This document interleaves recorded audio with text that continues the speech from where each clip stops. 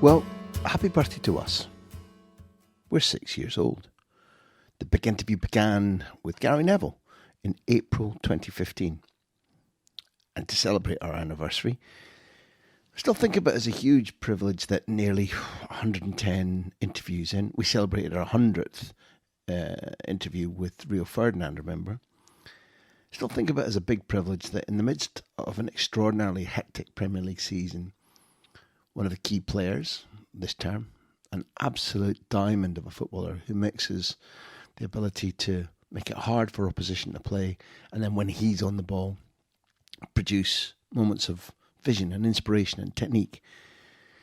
It's still absolutely great that somebody like that, John McGinn of Aston Villa, will take time and stop and sit with us for nearly an hour to talk through the interesting corners of his so far terrific career. You'll hear about how he got more agile, a little bit better able to avoid challenges on the football pitch by dodging fireworks.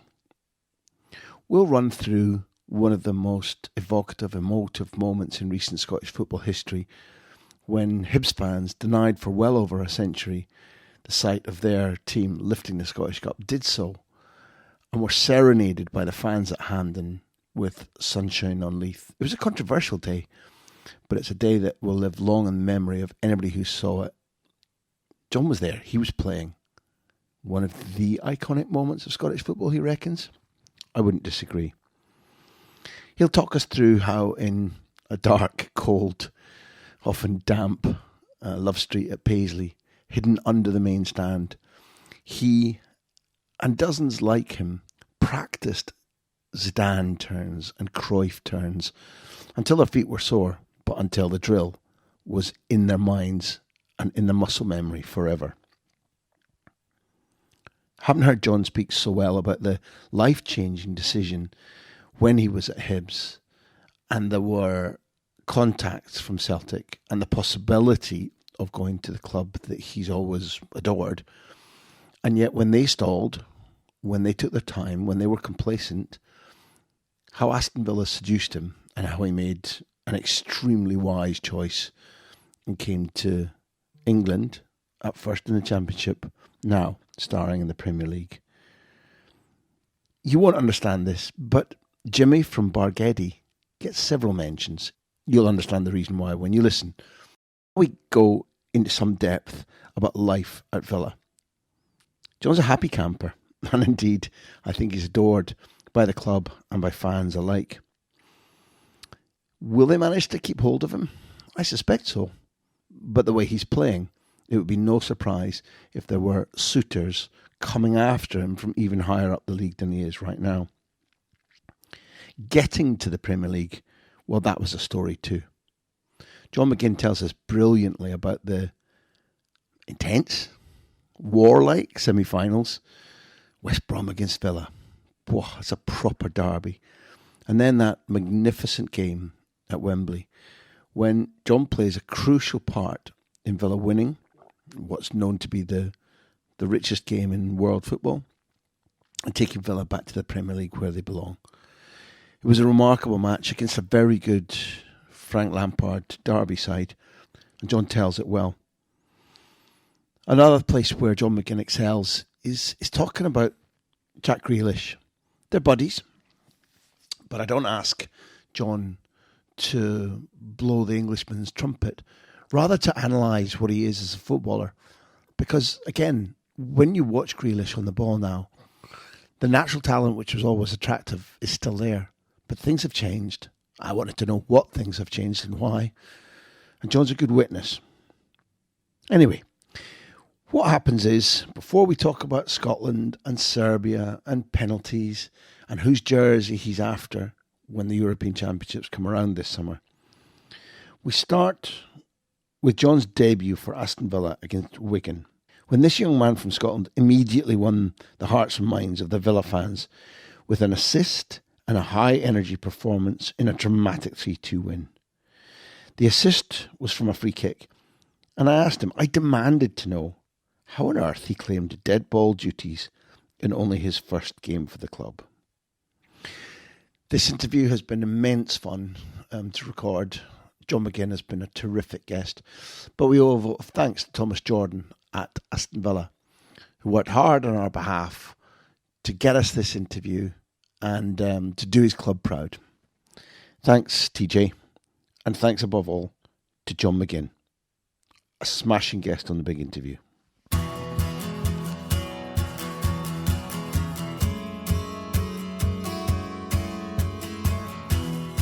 Welcome to the big interview, everybody. You've listened to me rattling on over the 6 years. This is our birthday. We've got a birthday guest on.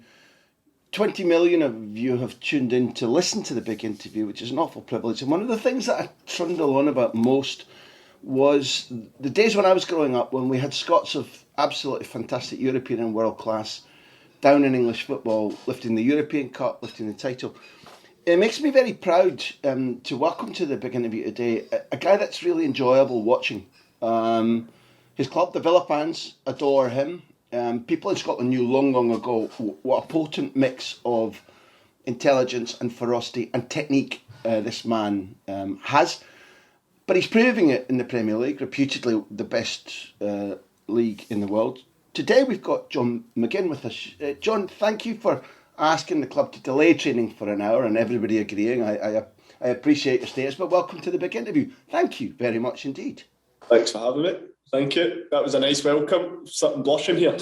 Well, no, it's the truth. I mean, I grew up watching Villa win. I mean, I was old even by then. Win the European Cup with a couple of Scots in their squad, and I think from afar, having lived in Spain for 20 years, one of the things that makes me really proud watching you, also as a football fan, makes me enjoy watching you, is that there are few footballers that have that powerful mix whereby you can dominate a midfield in terms of position, ferocity, you're physically very strong, but the instant you're on the ball, the instant you see space, you've got a lovely use of the ball, you're looking to drive forward. If they're mad enough to let you around the edge of the box, any opponent, you've got what's called in this country, llegada. And llegada just means that ability. It's a brilliant one word.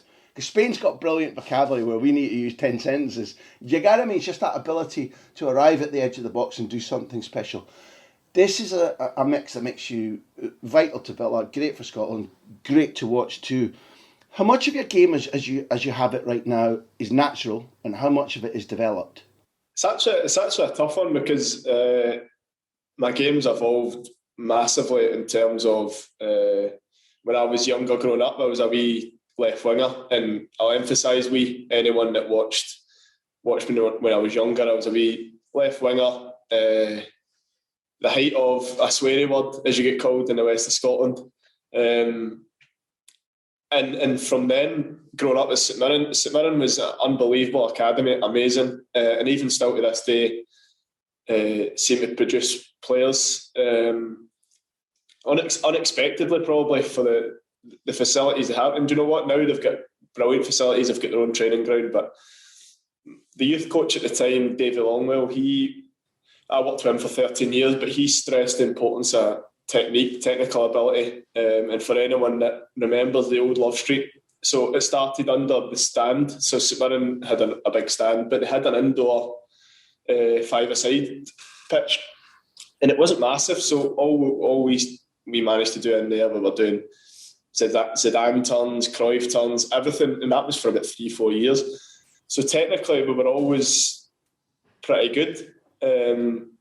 And then physically, it took me a while to kind of catch up with the older guys. So there was a gap after that, between about 15 to 16, 17, I really struggled physically. But after I grew up and sort of grew up like my brothers, I had to change my position because I was no longer the height of the sweary word and no longer as fast. So I had to adapt. And Tommy Craig, a well-known Scottish coach, decided that I was no longer a left-sided winger or left back and shoved me into midfield, and probably that moment changed my whole career there and then.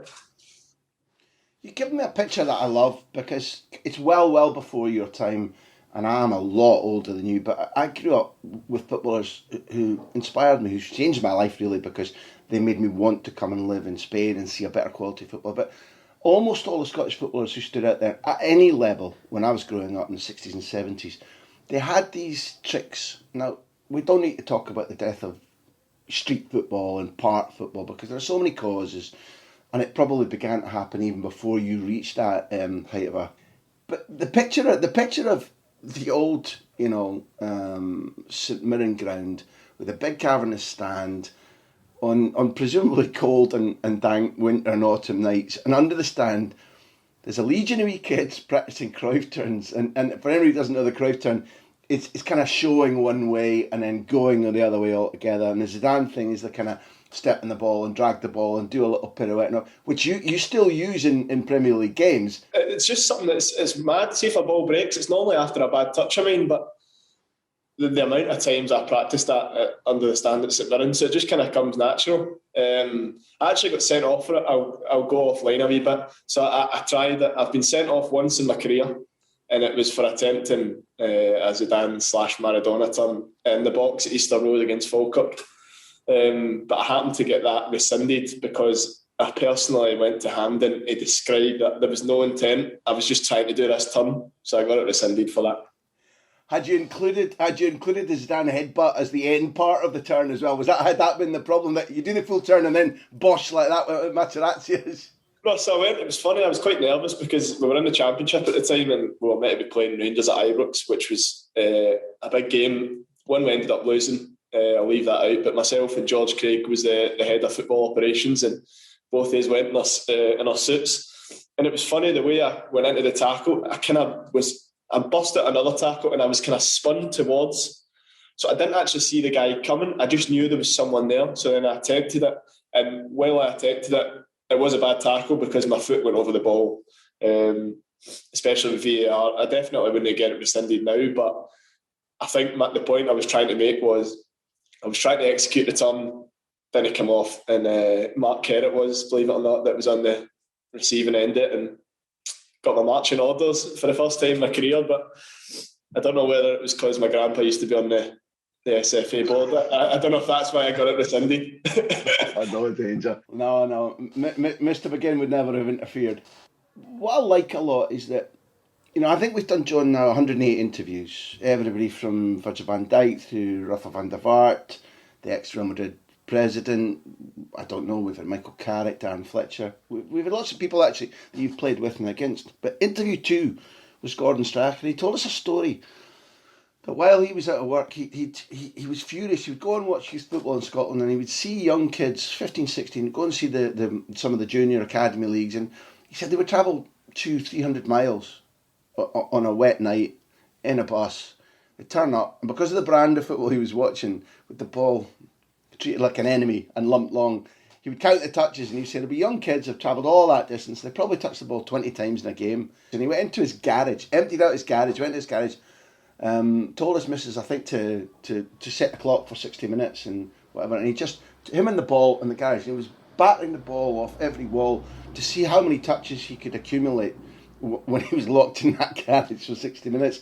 And his point of view was practice, touch, grow comfortable, make sure that it's almost instinctive, that the way you cushion it, what part of the body you use, and then what you're doing with the ball. That kind of equates to what you were doing. You must recognise that from what you were being taught under the stand in Paisley. Yeah, it was. And to be fair to Davey at that time had never played professional football, but he was so passionate about learning about the game. And at St Mirren, they gave him the platform to go and teach us a brand of football which was a bit different. And I don't know, I can't remember what the balls were called, but for years, and don't get me wrong, when you're a wee guy, you just want to use a size 5 and whack it as hard as you can, but we used the balls that didn't bounce. Whatever the brand of the ball is called, I reckon this from the first time I played in the 80s in Spain, and the ball is smaller, harder, you can't lump it, it doesn't bounce. So you have to learn your touch, don't you? And that was from an early age. And even when you're watching boys you played with at that age, no matter what level they're playing at, the first touch is there and they can play. And that was all from the coaching we got. And the nice thing, because the difficulty about youth football in Scotland now is, and probably English football's got the reputation of creating robots. Now, the one thing about St Mirren was you used to train at Figgy or Ferguslie Park, as people knew. So you had to be streetwise, even for a young age. And then it had a kind of boys' club feeling. So people always talk about the famous Glasgow boys' clubs, whether that's Harmony Row that Alex Ferguson's involved with, and Drummy Amateurs, teams like that. But St Mirren had a kind of mixed feel. So that's why I enjoyed it so much. We had the best of both worlds, and you had the competitive edge, but then you were learning a kind of brand of football which was quite unknown at that time, and I'm just glad I came up through that pathway, definitely. Yeah, the last one in this. How streetwise did you have to be at Ferguslie Park, and why? So do you remember Riyad Mahrez? He did a trial, didn't he? Yeah, but I didn't train with him, but I don't know if it was his relations. I was going to ask him the other night, but he spent too long doing stepovers and beating us. But he came with a group of people. Now, I think I trained with one of the younger ones. Now, this must have been a massive culture shock. But Ferguslie Park, great facility, but in what was probably, I think at that time it got named the most deprived area in Scotland for 2 or 3 years. Now, the best thing for us as young people, we trained all the time and on a Friday night, so you got away from the distractions, which are very easy to come by. But the distractions were right in front of us because they used to be guarding round the fence. So bonfire night, we were doing a shooting drill. My old coach was funny because he didn't really let it deter us, but I think we were 13, 14, we're doing a shooting drill and we're dodging fireworks because they were launching fireworks into the... I wondered where you got that when this commentator says, and McGinn's dipped the shoulder. I could probably play in Argentina. Can you beat us? We had a school game once we were up to play at Peterhead, and at half time we were walking off, and the little urchins in Peterhead ran on and stole the metal goals to go and melt down the goals, so we had no goals second half. I don't know if that equates to fireworks, but I do like that character in Scotland. And you've given me a nice segue, because we've got people who've been with us, backing us all the way in the 6 years. One of them is Kevin Jimenez. So Kevin has written in, and it's a good little note he's written. Kevin goes, living in London, I've only recently discovered the song Sunshine on Leith, and I've become obsessed with it. I've seen the 2016 Cup final footage where the Hibs fans sing it with the players after winning the Cup. It was spectacular. It gave me goosebumps and brought tears to my eyes. What was that special moment like for John? I'm envious you experienced it. I think that's some of the things we try to do in this podcast, just be honest and open and talk, not like journalists and players, but I was in Barcelona. I'm not a Hibs man. I'm an Aberdeen man. I love Aberdeen completely. It's Hibs Rangers, so you're shouting for Hibs as an Aberdeen fan. You're 2-1 down. You've had a good game, a really good game. Andy Stokes, 80 minutes gone. There's the goal. The winner comes in. Liam Henderson plays out in Italy now, tips it in.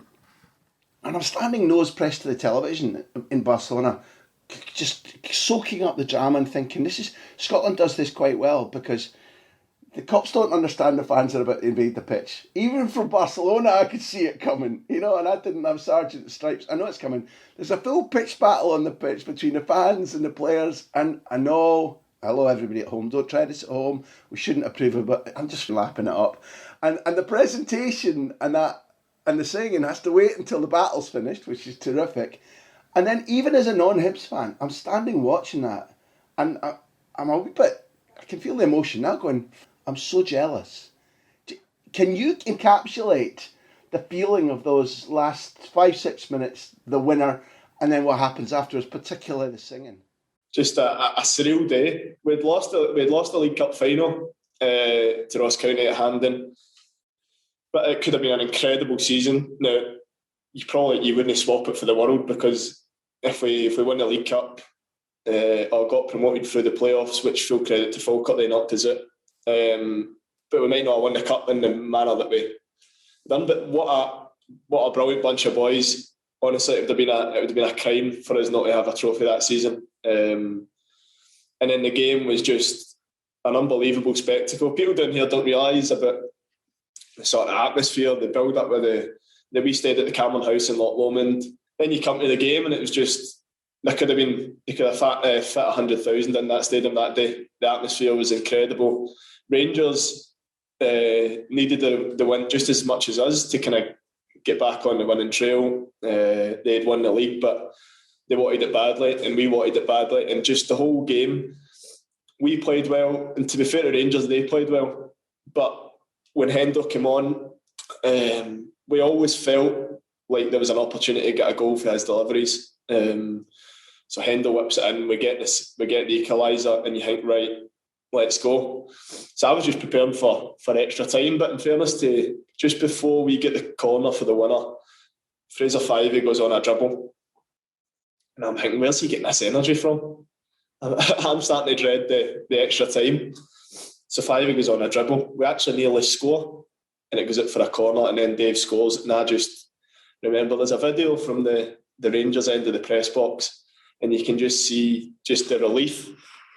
And I think the amazing thing is players like Lou Stevenson, Paul Hanlon, Dan McGregor, they knew exactly what it was like being a Hibs fan, tormented. The 5-1 game with Hearts, having to watch Hearts parade the trophy around the city. They just had it rubbed right in. And I think when the whistle went, I was first off. So I was first off the pitch. I went running towards Paul Hanlon. So I'm in the tunnel, and then the boys start coming in dribs and drabs. And the Hampden tunnel's got big doors. So one of the boys said, have you seen it there? So I opened the door, and I just seen 6 or 7 police horses all in the middle. So it was a bit strange. And by then I thought it was just Hibs fans on the pitch celebrating, but I would have been a bit naive to think that the Rangers fans would just let that happen and stay in their seats. But so then it started to get a wee bit messy. And in fairness to Kenny Miller, I don't think we would have managed to lift the trophy if it wasn't for Kenny Miller. So the Rangers players and staff were really frustrated. They weren't willing to go and get their medals, but Kenny Miller came in, basically understood that it wasn't our fault as players, congratulated us all and says, I'll make sure you get the trophy. So we managed to get the trophy. The only disappointing thing is you dream about winning Scottish Cups and doing the lap honour, but I think there was something a wee bit special just standing up on the podium and listening to Sunshine on Leith. Now, never growing up did I ever think I would ever have any attachment to the song. I knew it, I liked it, but it wasn't until the first Edinburgh Derby when you hear it, it truly is a special song. But at that time, I don't think it'll ever be beaten. Honestly, one of the best Scottish football moments, just sitting there. And I remember my mum was just behind us on the podium. She's crying her eyes out. She's got a big green jumper on. You can see her in the highlights. But I think just for any football fan that doubts the passion of Scottish supporters, and for them, how much that meant to the Hibs fans. And we could spend the whole podcast talking about the party after it in the open top bus. It was just scenes that I don't think we'll ever see again, and I was just so proud to be part of it. When you make the decision that it's time to move, it's really clear that you had that Celtic was an option. But I'm guided that as soon as you kind of see what Villa means, the training ground, maybe even ahead of Villa Park, because at this stage signing you haven't. I've always admired people who'd rather take a risk or even have an adventure than be a big fish in a small pond. It's something that drove me. I did a stupid thing, flipped a coin, came over here. No money, no contact, no language. Here I am 20 years later. So maybe I'm naturally a bit built to admire you. But I wonder, you'd have had bumpy moments as a youngster where for a short term in football you don't have a contract, you don't have a job. And Andy Roberts is another guest on this podcast, and he talked about his time when he was told no, and he's working Marks and Spencer's, whatever. You've also had a time where in the hospital, life is quite a precious thing, and I think that changes a man. When the decisions are made, is it pure bowled over by Villa? Is it a little bit about more adventurous because of what you've been through? How would you describe the way you make the choice? By far the toughest choice in my life. So I spent 15 years as a season ticket holder at Celtic with my dad and my brothers. Always dreamed about playing for Celtic. And that's something that probably never ever leaves you. In fact, it doesn't. So the summer before, really close to going to Nottingham Forest on deadline day. Ironically, it was Mark Wobblett and David Weir who was in charge at the time. But on deadline day, so it was tough because you have to balance. You need to weigh up, is this opportunity going to come around? I was loving my time at Hibs. I didn't want to leave, but I wanted to test myself at a higher level, and I wanted to go and see if I could do that. But full credit to my agent at the time. He, which is why we've got such a close relationship. Me and him are really close mates, but it would have been very easy for him to do what I was kind of getting pressurised from Forest. They wanted me to push through the move. That's not my nature. It's not what I wanted to do, and he was fully on board with that. So he said, listen, just back yourself. I believe you're a good player. You believe you're a good player. A Villa might come up next season, but I wasn't thinking of a Villa. I was like, aye, good one. But he actually said that 12 months before I ended up at Villa. But in my head, I'm thinking, Celtic might come in. That's what I was thinking at the time. So I managed to have a good season. You read the reports and you see that Celtic are interested here and there, but you never actually believe it. So then it gets to the end of the season, Celtic put in an offer. It was way below what Hibs wanted. But when that first offer comes in, you start thinking, right, it's done. It's going to happen. So it was just a waiting game, the longest waiting game ever it ended up being. So I've ended up back for pre-season, and it was ironically, again, Neil Lennon that was the Hibs manager at the time. The Hibs were amazing. Hibs, it's not a popular decision if you go for Hibs to Celtic, but I think everyone, the supporters, the board, we all had a kind of understanding that it was what I wanted, and I respect that I wouldn't have kept the door down. I wouldn't want to ruin what I'd kind of built at Hibs. I wouldn't want to go and do that.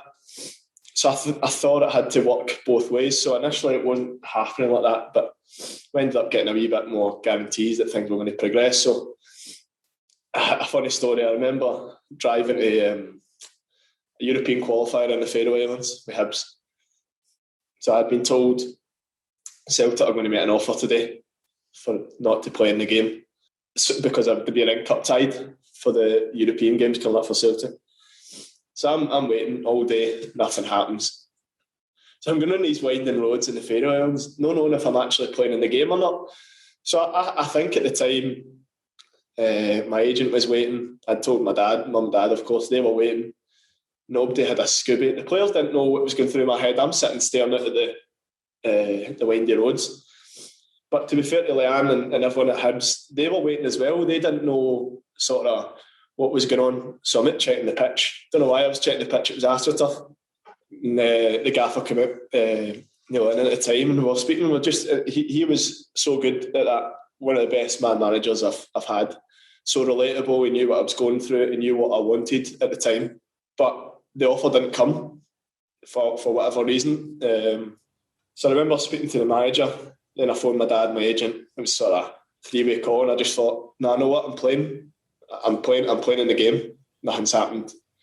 Playing in the game, so I played.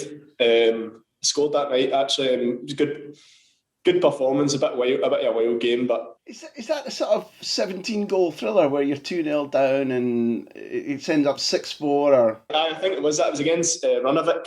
But we won convincingly in the first leg. Even then, it was just a roller coaster because I thought, do you know what? I was proud of myself after because I thought this isn't right.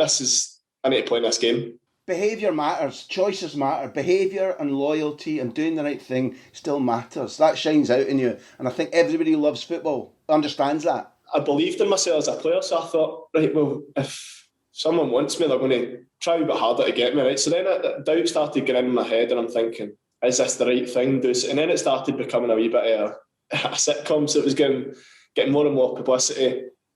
Offers eventually came in.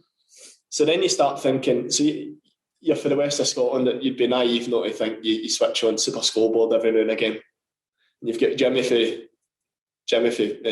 Bargedi phoning in saying, he's not going to get a game. He's not going to get a game. So you're in. But that was quite a popular opinion at the time. So then you start to worry. You think, am I making a decision with my heart here? Am I going to go and sit on the bench? And at that time, Celtic had an unbelievable midfield who had gelled together. I think Stu Armstrong was still there, Christie, Scott Brown, Sham, all of them playing at the top of their game, bearing in mind. So there's no doubt I had belief that I was going to go and play, but then I had to weigh up everything. Still in my head, wanted to play for Celtic, no doubt about that. But then eventually time went on, and believe it or not, I think this was August. So I don't know how it managed to get to August. I have no idea. You can answer that for me. But I started to become quite good at just playing. And do you know what? It probably spurred me on to play better. So in that spell was probably some of the best football of my career. We managed to win in Greece and Europe with a good start to the season. And do you know what? I ended up being content with just playing football, and I just managed to block out the noise. That's all it was at one point, and there wasn't really a resolution. And then Villa got a takeover. So I kind of knew there was a wee bit of interest. Villa got a takeover. And the next thing you know, I'm walking around the Edinburgh Festival, and my agent phoned and says, "Oh, do you want to go and have a look at Villa?" And at that point, I'm like, aye, I'll go and have a look. And I didn't end up coming back. I went to the training ground, the stadium, and I felt like the way I was kind of treated was just perfect. And that was a hard moment, because I remember speaking to Mum and Dad, and we kind of resigned defeat to the Celtic one. Mum and Dad grew up edged in Celtic. I wanted to play for Celtic, but it just wasn't right. Now, it's something that maybe in the future you never know, but that is something I can't affect now. It's went past.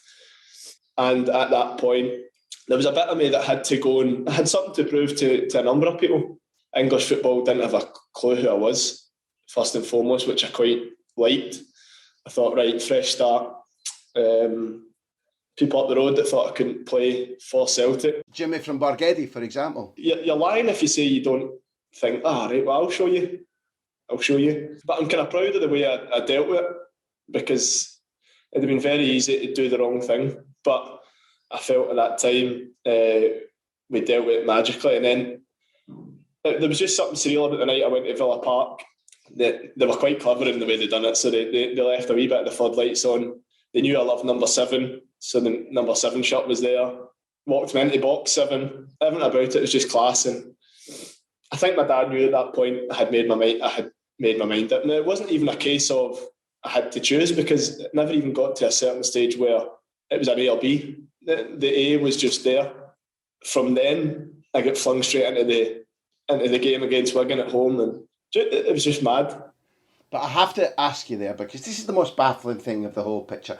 We've had Ryan Fraser having the same experience, going down to Bournemouth for a little look-see, didn't come back for 6 months, loved it so much, phoned his mum and dad, said, "Send the luggage down, I'm staying." So that love at first sight in football, one, is understandable. Two, it's great to hear that it's not all big business and influences, that a young man with talent can go, "This is me." But how against Wigan do you get the free kick? Because Grealish wins the free kick. I think it's your first or second game, maybe your first game. And first game, it's, 5-6 minutes in. And whatever they've seen in training, John, in fairness, when Grealish wins the free kick, everybody walks away and just says, it's John's ball. And you nick it in for the header, and it's the perfect beginning. How did you get that free kick? I don't know. I trained on the Thursday. Oh, so nervous. Honestly, I was bricking it, and I'm not. You speak to anyone that's played me, I'm rubbish in training. So I done a box, and Micah Richards was talking about it recently. How he watched me in my first rondo box at Villa. Just for anybody who doesn't know it, because rondos have become a box is just a fast passing exercise with one in the middle. The box is big enough for 6, 7, 8 people, and it's chase ball for the 1 or 2 in the middle, right? Yeah. But you need to be on the ball on the outside to make sure you don't go in the middle. But I spent my whole first session in the middle. Now there's guys that have played at a brilliant level. Alan Hutton was there, Glenn Whelan, Mila Jedinak, Micah Richards, Jack was in there. Now that was a tough box in the first morning. So they're thinking, who's this guy? What have we done? And I'm thinking, I'm in the Belfry, obviously the hotel's around the corner, so I'm thinking, what have I done? I'm at my depth here. But then we turned up at Villa Park, and Steve Clemens, Steve Bruce's assistant, goes, just do what you normally do. So I thought I was on the bench, because I'd only signed on a Wednesday or Thursday. But he named the team quite late, quite old-fashioned in that sense, and I was starting. So it was just a case of sink or swim, and thankfully that day I was swimming. So no, but I chased a ball. I always talk about it, and I'll never forget it. And, I chased a ball. What I like to do, probably should start doing more of again. I chased a lost cause ball down the corner and I thought, nah, stuff I'll go for it, and I blocked it and it went out for a throw in, and the place kind of lifted a wee bit. And I thought, yeah, this is the place for me. And after that, I started to grow in confidence and never looked back. It's a proper way to tell a story, and we can't change the lack of fans, but the connection between you and fans, I think wherever you go, is going to be perpetual, because again, that attitude, the chasing down and everybody roars because we love a battle in the UK. We're just warriors, all of us. But when you get that mix of competitiveness and technique and vision and ability, it's really powerful. Fans adore it. We've got really good sponsorship behind us, Bet365. Now, they've sent a number of questions, and this one is good. Which Scotland teammate would you most like to sign for Aston Villa? That could be a number of people, by the way. Most like to sign. I hope nobody at Villa is going to be offended. If we go Tierney Robertson, it means I have to choose. I'll go Big McTominay. Just, I'm not choosing between Tierney and Robertson, because that would be a debate. The big Scotty, the nice thing about the big man is not only is he's a star, worldwide star for Man U, brilliant guy, extremely humble. And the nice thing, even though Scotland have had a history in the past of playing players with an English accent, with Scottish grandparents who essentially come, if they don't get a game, end up probably chucking it. Whereas Big Scotty sees himself as Scottish. There wasn't any doubt. And for that was brilliant to see, because he came into the squad and he didn't really play right away. But he didn't complain, not one bit. He wasn't like, I'm McTominay, I play for Man U. He was proud to be in the setup. He was proud to be part of it. And now we're seeing the rewards of not only how versatile he is, but incredible athlete and incredible player. So if we could have him in at Villa beside me, that would be nice. He's a real winner player. I spoke to him recently, and it was a long interview and fun, and he's not shy. He's 100 miles an hour, isn't he? Which I appreciate and I like. But he said he had to stop the interview in the end because he'd done his treatment. He was going out to play football in the garden with his dad. He said, because I remember all the years playing, and he said, yesterday I was playing in the garden with my dad. I love that. I was at Seville the night that Seville drew 0-0 with Manchester United before going and knocking United out at Old Trafford a couple of seasons ago when Mourinho was in charge of the Europa League. Scott was flawless that night in Seville. I mean, absolutely, completely flawless in positional sense, never giving the ball away, winning it a lot. Really an inspirational footballer. I think it's a good choice. It's a nice answer. I'm not going to ask you to cast forward to the European Championships, delighted though I am that you've put our country there. But all being well, you're going to be playing at Wembley against England, and you've had a Wembley experience. It's the new Wembley. It's not the old one that we always used to go down and nick the turf and sit on the crossbar and all that kind of stuff. I think your granddad was up there on the crossbar. Like, that's how I remember it anyway. He came out of the stand and onto the pitch. And I found that playoff thing, inspirational might be the wrong word, but I was fascinated by how fate chucks you things. Because Villa had to go up. It was vital. It was part of the reason you were there. And you have to beat West Brom, which maybe people around the world outside the Midlands don't understand the absolute... It's a Black Country Old Firm thing, and the drama is flipping intense. So I want you to do three things. One, pick a memory from the two West Brom games that just leaps out at you. Two, why no penalty in the shootout? I didn't quite understand that, although it goes well. And then we'll come to the Wembley question in a minute. No, I'm glad you asked that. I chin the manager for that all the time. So I'll start with the penalty one. Now, no matter what penalty shootout I've been in, you always have to be brave enough to hit one. Now I'm always confident in my ability. I don't know if that's a good thing or bad thing. But I put my hand up. So the goalie coach was taking the names. So got Jack, Mealy Edinak, penalty specialist, Connor, penalty specialist, Tammy, good at penalties. Then it's me and Albert Adoma. We'd both put our hands up. But I don't know if it was the manager or Neil Cutler's like that. He ended up picking Albert. So no one ever played. The boys loved winding me up. You bottled it for a penalty. But I didn't. I just didn't get chosen. I put my hand up and I was number 6. So I'm glad Tammy scored in the end. And if we piece it together, there was one player who didn't convert his kick for the Villa, and that was Albert, right? I have reminded Albert and Cuts and the gaffer about that, but just glad in the end. And the memory for that was What's the song they play? The Equaliser. It was a proper racket. They wanted it badly. It wasn't that though. It was the whole game. Now, me and Jack talk about it all the time because Jack loves football as well, and they hate him. So every time he touched it, they were booing him. But me and him before the game were both like, we were just ready. We were ready for it to come on. But it was like every throw-in, you would just hear the tannoy. Even in extra time, they were playing it, and I'm like, I'm getting drained with this here. I don't know if I've got much energy listening to this, but it was like brilliant atmosphere. Even the one at Villa, we didn't play well, but Connor came up with a moment of magic. And but my memory of that double header was the Liquidator song, and probably as loud as the Hawthorns has been. But then it set us up. What we thought was a game with Leeds. That's what we thought. One of the most famous games in Championship playoff history, Leeds Derby. We watched it as a team. I'm not going to tell you how much I actually remember of it because we were sort of semi-celebrating. One of the Villa media team here is laughing because he was actually with us. So you win the Championship playoff semi-final second leg. You've then got a big gap to the final. So a brilliant team spirit we had. We ended up in the pub in the middle of Birmingham. So we're in there, it's a sunny day, we're sitting out in the beer garden and we're thinking, right, we've got Leeds to play. But we weren't taking them out. We hadn't thought we would win or anything. We were just celebrating the fact that we were 14th or 13th, 14th in the table by December. We've now made it to Wembley. It's a celebration in itself. But that's not to say we expected to win.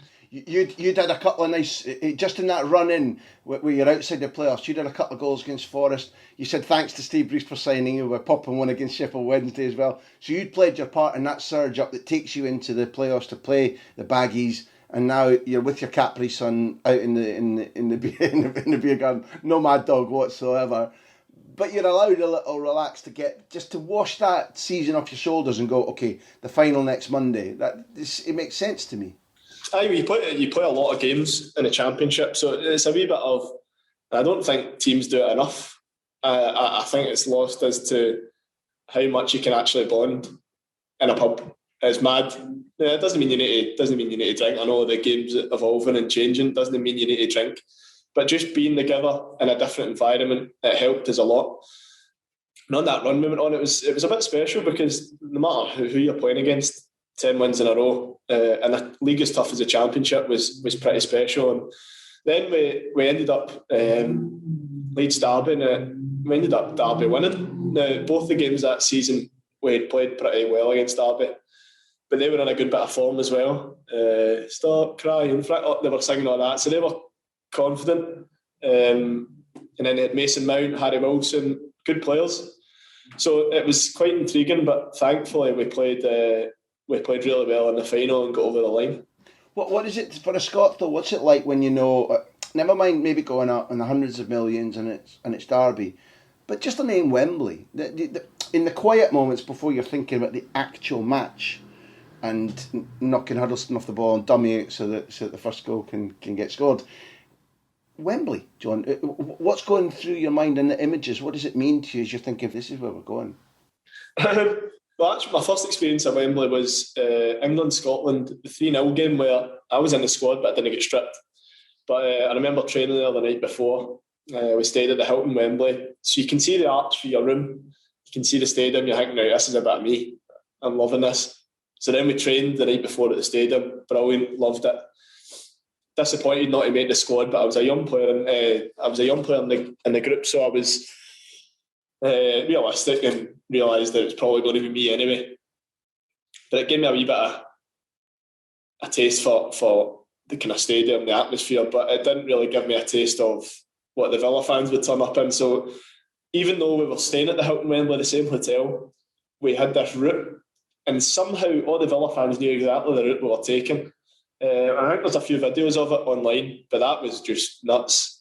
And we had music playing on the bus, and I think even from then it was a roasting hot sunny day. I had 56 family members that were probably half cut by this time. But just the whole day, and it was good because the experience of the Hibs finals and the St Mirren final at the start of my career, the experience of that taught me, right, this is another final.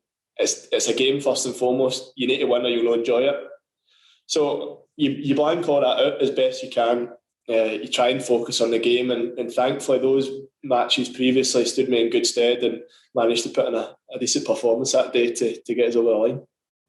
So the appetite for going back to Wembley in different colours, and maybe not with hordes of the Tartan Army there, we don't know yet, must be big. There's another couple of questions. I mean, people have been really good about sending stuff in, and I don't know exactly our time, but we're winding to a close to let you make sure that you make training.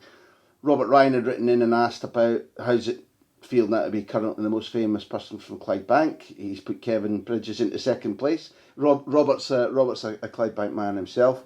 Somebody wrote in and asked about the St Mirren youth system, which you, Peter Gordon. But I think I want to say to you, when you're proud representing your country, and you haven't had to suffer, you haven't really known, either as a fan or a player, what it's like to be at a tournament. I grew up and it was just tournament. And okay, we always bumped our head in the ceiling and went out by a goal or a mad red card or goal difference or getting Willie Johnson sent home from Argentina. Whatever it was that we did, we found a way. I don't want to ask you to cast forward too much to the tournament because that's all predicting, but there are two things I want to know. One, of the group games and the players who should be there, Bet365 have asked, who would you most like to swap your strip with? So it's England, Czech Republic, I think, and Croatia, right? I'll go two names. The first one, Modric from Croatia.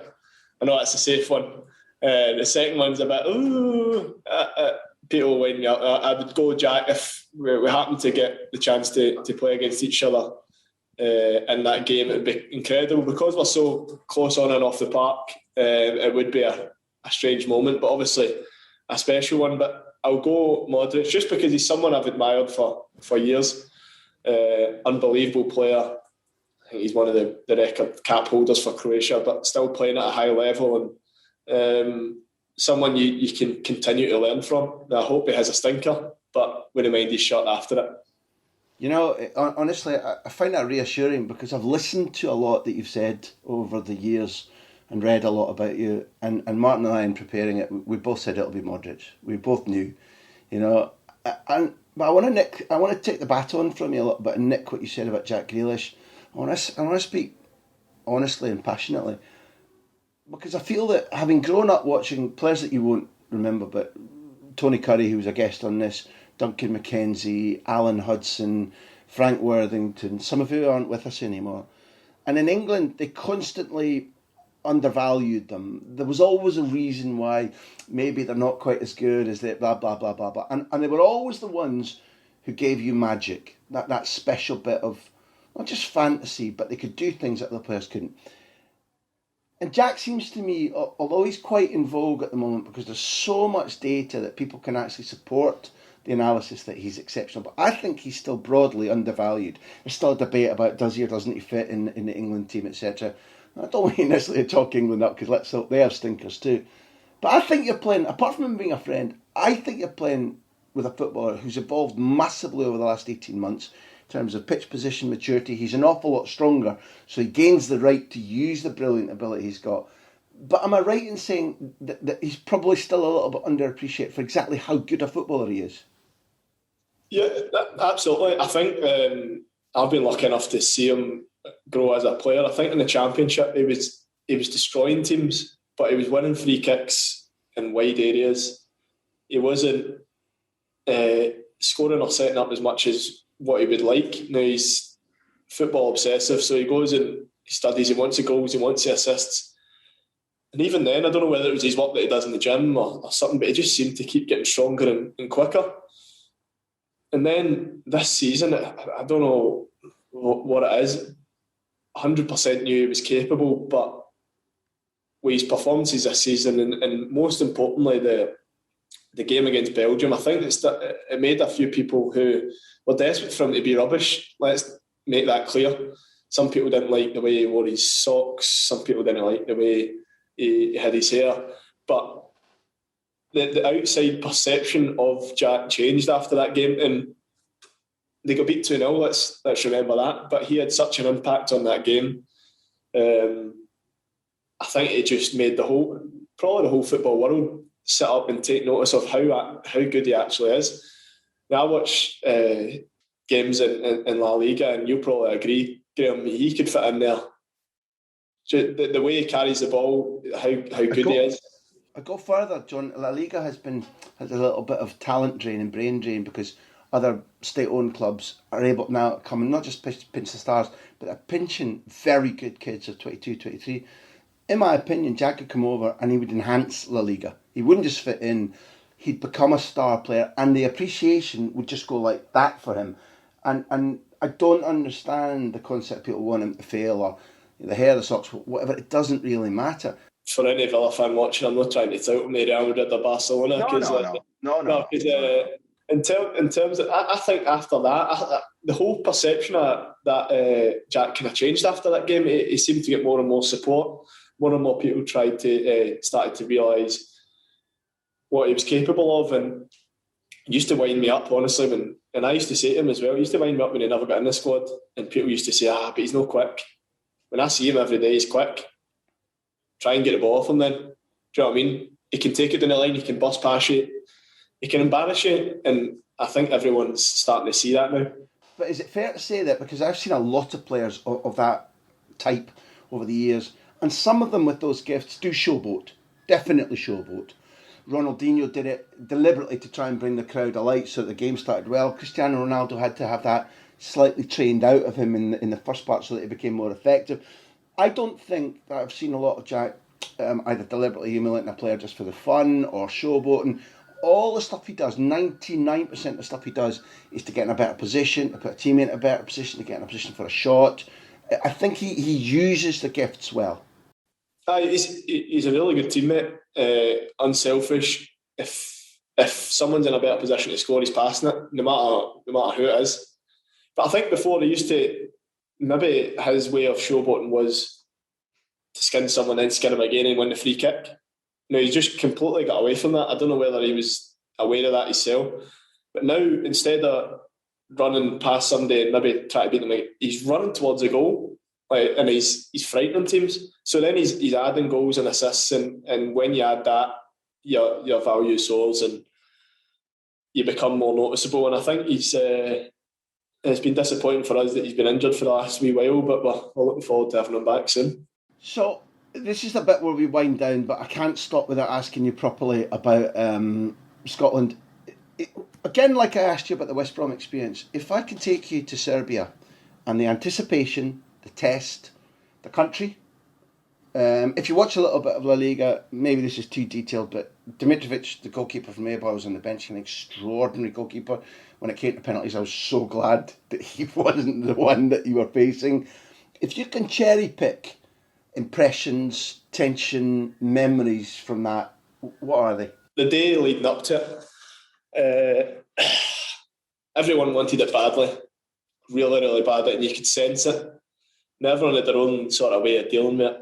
So I was just watching videos on YouTube. Now I can't remember in particular what ones, but then you start kind of getting a wee bit emotional, thinking of what if we actually win here? What's going to happen? So I'm getting a wee bit. So everyone's pumped up in their own certain way. You turn up to Red Star Belgrade Stadium, renowned for. I remember watching Champions League games there for years. Renowned for atmosphere, and you can hear a pin drop. So you're out checking the pitch. Pitch wasn't in brilliant nick. Rain was pouring down, and you can imagine, as much as the Tartan Army are noisy, you can imagine if they were in the ground, you probably wouldn't have heard them, because that was an intimidating stadium, even with no fans in it. Now, that was the only disappointing thing, I think. I know some people who travel with Scotland home and away and have done for the 23 years. Some of my dad's pals. The gutting thing is they weren't there. That was the gutting thing. But during the game, we had to blank that. We can't affect that. We can't change it. So Steve Clark was brilliant, or the gaffer. So if he's watching, I didn't call him Steve Clark. So he done a meeting, and do you know what? It was so simplistic, but it was powerful. I can't remember word for word, but it was don't play with the fear of failure, play with the anticipation of success. And that was all he said before we left for the stadium. Now, he's brilliant at that because he's quite powerful in his words. So we played brilliant, honestly, as a team. Probably one of the best Scotland away performances in a long time, because Serbia are no mugs, not one bit. Katie absolutely destroyed Tadic, and I mean, had him in his back pocket. McTominay, big Declan Gallagher, massive. Ryan Jack and Callum McGregor, and gutted for Ryan Jack as well, even though he plays for the other side of Glasgow. Aye, look where he left to go and do it. Come on. Good guy, maybe not as popular in Aberdeen, but good guy, and gutted for him because he was brilliant in the game. So I'm in Cal, and then me and Christy were kind of up a bit off London. And do you know what? We had so much of the ball. We had some good chances. I wasted one in the first half, but then Christy scores, and it gets to 83 minutes, and the gaffer takes us off, so we're thinking, right, we're trying to get the 1-0 here. And I couldn't see Serbia scoring. Honestly, I couldn't see it. But you have that feeling when the goal goes in, go, oh, here we go again. So you're up in this stand. Because of coronavirus, you're right up in the stand. And you just feel a mile away. You think, I can't help here. Sit in my hands. And then you think you're out. That genuinely, I thought, right, we're done for. But the boys that were on dug in. And then when it gets to penalties, you know it's a lottery, but you fancy Marshy. You fancy him. And just that feeling, I remember standing next to Frank. We're all in the line. And Frank was shaking. Frank is the team manager of Scotland. I think he has been for 15 to 20 years. And brilliant guy, amazing guy. He's shaking. He's going, please, Marshy, please. And I started to get nervous. But then we scored, and just an incredible feeling. Probably one of the best feelings I've had as a footballer, just seeing everyone back home. Now, I always touch on it down here when people ask. Probably the most divided country in terms of club football. Everyone's got their own sort of agendas. Some teams hate other teams. Aberdeen hate Rangers. Hibs hate Rangers. Rangers hate Celtic. Celtic hate XYZ. Hold on, thinking about the Scottish Cup, we're not too keen on Dundee United either. So just so that I can get that on record. Dundee United, Dundee pals with Dundee. Everyone hates each other, right? Then you come in, you come in just complete elation. Then you speak to your family, you realise how much it means. Then you speak to your mates who are on lockdown, by the way, right? So they're on each other's house, in their own house, steaming. Some people are like emotional. And then you look at videos for Edinburgh, Princes Street, Queen Street, look at Glasgow. Everyone is just, honestly, the reaction to that was what made me proud. That's what started getting me a wee bit emotional, when you started to realise the impact that this could have. And then the build-up's been surreal and amazing.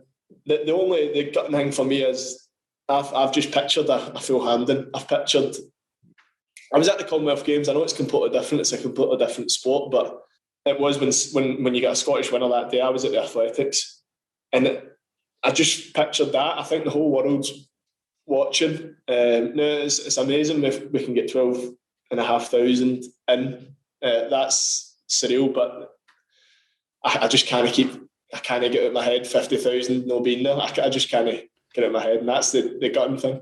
What you've proven as we finish, to let you go to training, is that besides the terrific character you've got and the terrific ability to compete and win and terrific technical ability, you've mentioned it a couple of times, you can shut things out, you think them through, you block them out, and you do your job well, which I think is an enormously admirable characteristic. This has been a pure pleasure. You probably don't feel the same, but I could have done another 3 or 4 hours of this. So thank you for stopping. Thanks to Rat Gaffer. Also, thanks for mentioning Jack Grealish's dad, Steve Clark, because he deserves a lot of credit. And the way to finish here is to say bollocks to Jimmy from Bargedi. Cheers, Graham.